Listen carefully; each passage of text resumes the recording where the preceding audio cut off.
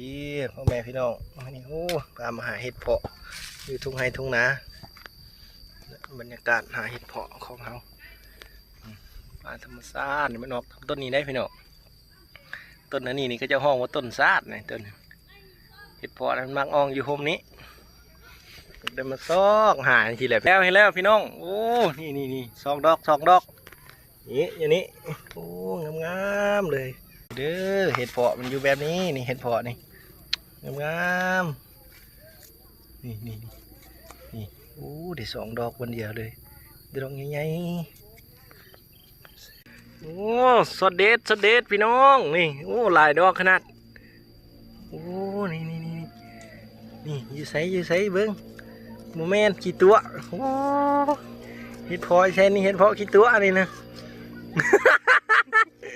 โอ้ยเห็ดเพาะกี่ตัวพี่น้องเด้อผลงานหาเห็ดเพาะเนี่ยเห็ดเพาะนี่เป็นอย่างที่ได้นี่พี่น้องดอกใหญ่ๆผลงานของเขาวันนี้นี่โอ้ของเขาแอมมากเด้อดีเด้อนี่สุดยอดนี่พี่น้องเบิ่งเด้อนี่